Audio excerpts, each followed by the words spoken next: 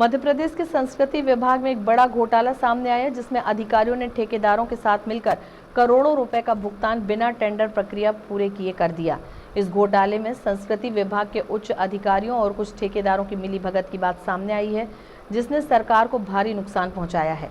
इस घोटाले का खुलासा भोपाल के आरटीआई एक्टिविस्ट अरविंद शाह के द्वारा सूचना के अधिकार आरटीआई के तहत मिली जानकारी से हुआ।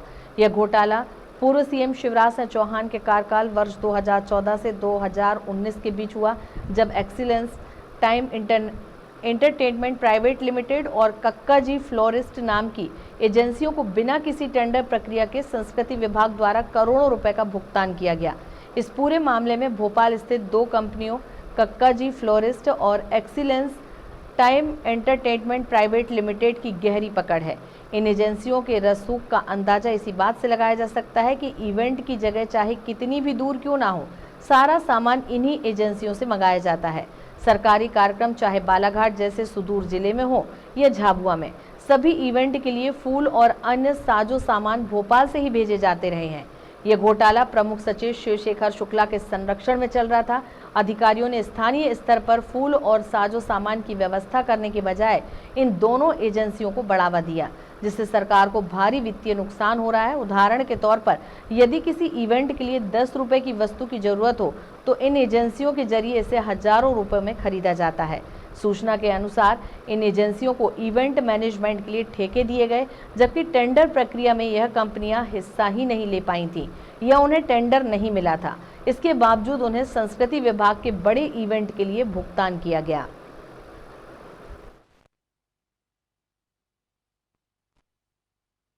शिवाजी नगर में हमने वर्ष 2021 में एक आरटीआई लगाई थी 5 संस्थाओं के विरुद्ध, जिसमें बिजली भवन, फोनेक्स नेटवर्क, एक्सीलेंसी टाइम, कक्का जी फ्लोरिस्ट और एक और स्काइबल मीडिया। इनके द्वारा कब इन्होंने निविदा में भाग लिया और इनको निविदा प्राप्त हुई, उसकी जानकारी चाहिए गई थी। जानकारी नहीं मिलने पर संदेह हुआ कि ये कुछ छुपा रहा है विभाग। जब हमने फर्स्ट अपील करी, फर्स्ट अपील में भी हमें डिनाई कर दिया कि ये थर्ड पार्टी है। 3 संस्थाओं की जानकारी हमें समय पे दे दी गई, लेकिन 2 संस्थाओं की जानकारी छुपाई गई, एक्सीलेंसी टाइम्स और कक्का जी फ्लोरिस्ट। हम फर्स्ट अपील में गए तो फर्स्ट अपील में फर्स्ट अपीली अधिकारी अदिति कुमार त्रिपाठी ने कहा कि नहीं, ये थर्ड पार्टी है। तो हमने कहा 3 संस्थाओं की जानकारी थर्ड पार्टी ना होते हुए सिर्फ ये 2 पार्टियों की जानकारी थर्ड पार्टी कैसे हो गई? उन्होंने जानकारी देने से मना किया। आयोग गए, आयोग में काफ़ी समय लगा। 1 वर्ष के बाद वहाँ से आदेश हुआ कि ये थर्ड पार्टी नहीं है, ये निविदाएँ की जाती हैं, इनमें जानकारी उपलब्ध कराया जाना उचित होगा। आदेश के बाद भी जानकारी उपलब्ध नहीं कराई। धारा 18 के अंतर्गत हमने शिकायत दर्ज कराई। वहाँ पर शिकायत के बाद निराकरण हुआ, उन्होंने जानकारी उपलब्ध कराई। जानकारी में हमें ये प्राप्त हुआ कि कक्का जी फ्लोरिस्ट ने भाग तो लिया है निविदा में, लेकिन कभी उसको निविदा प्राप्त नहीं हुई।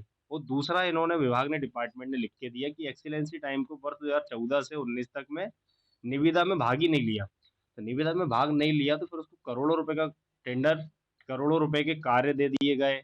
कक्का जी फ्लोरिस्ट को भोपाल से बाहर फूल भेजे गए उसके कक्का जी फ्लोरिस्ट के द्वारा। तो इस तरीके से हमें कुछ पूर्व में प्राप्त हुई जानकारी के अनुसार हमने दोनों जानकारियों को मिलान किया।